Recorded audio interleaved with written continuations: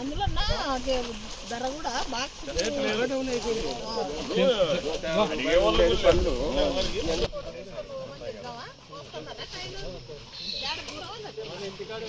అక్క అక్క మళ్ళీ సైడ్ ఏంటి సార్ సైడ్ ఏంటి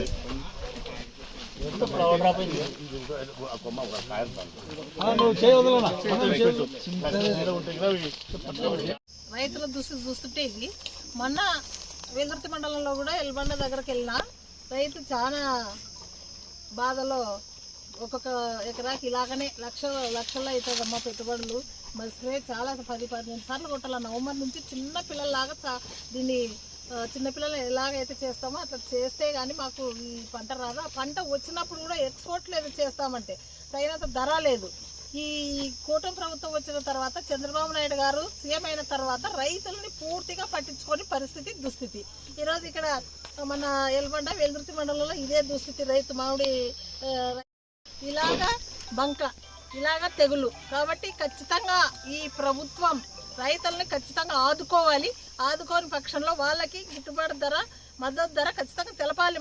మామిడి రైతులకు ఎక్స్పోర్ట్ కూడా ఇవ్వాలి. గిట్టుబాటు ధర ఖచ్చితంగా ఎంత పెడితే వాళ్ళకు గిట్టుబాటు అవుతుంది. ఎకరాకు 1,00,000 వాళ్ళకి ఖర్చు వస్తుంది. దానికి చూసి ఖచ్చితంగా కూడా బాక్స్ 2,000 పోయే విధంగా ఏర్పాటు చేయాలి ఈ ప్రభుత్వం.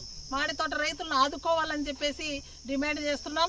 అలాగే మొక్కజొన్న రైతుల పరిస్థితి కూడా చాలా దారుణంగా ఉంది. 2,000 పోయే మొక్కజొన్న ఈరోజు 1,000-1,200 కూడా పోని పక్షంలో ఈ ప్రభుత్వం ఏం చేస్తుంది? కూటమి ప్రభుత్వం మేము కొంటున్నాం, మేము చేస్తున్నాం అని చెప్తున్నారు. ఎక్కడా కూడా పోతే ఎవరు కూడా అక్కడ ఒక్కరు కూడా పలకరించే నాదుడు లేదు రైతును. మరి ఒకప్పుడు రాజశేఖర రెడ్డి గారు ఉన్నప్పుడు రైతే రాజు, ఆ తర్వాత జగనన్న ఉన్నప్పుడు ఎన్ని మద్దతు ధర గిట్టుబాటు ధర ఇన్ టైంలో మేలో ఇత్తనాలు వేసే ముందు వాళ్ళకి రైతు భరోసా కల్పించేవాడు.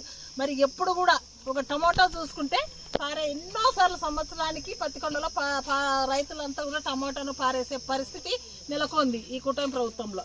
మరి గత ప్రభుత్వంలో జగనన్న పీరియడ్లో చూసుకుంటే జగనన్న సీఎం అయినప్పుడు తెలిసిన వెంటనే అక్కడ చాలా డౌన్ అయిపోయింది టమోటా. అంటే వెంటనే గవర్నమెంట్ కొనే విధంగా అధికారులను పంపించి వెంటనే రైతుకు ఊరట చెందే విధంగా చేశారు. ఈ రోజు చంద్రబాబు నాయుడు గారి ప్రభుత్వంలో ఎవ్వరు కూడా మరి బాగుపడిన రోజులు లేవు. ఒక రైతును చూసుకుంటే రైతుకు పూర్తిగా ఇన్సూరెన్స్ లేదు, వాళ్ళకి ఒక మద్దతు ధర లేదు. రైతు భరోసా 20,000 ఇస్తామని చెప్పారు. వాళ్ళు ఎక్కడ 20,000 ఇచ్చినారు? 5,000 ఇచ్చినప్పుడు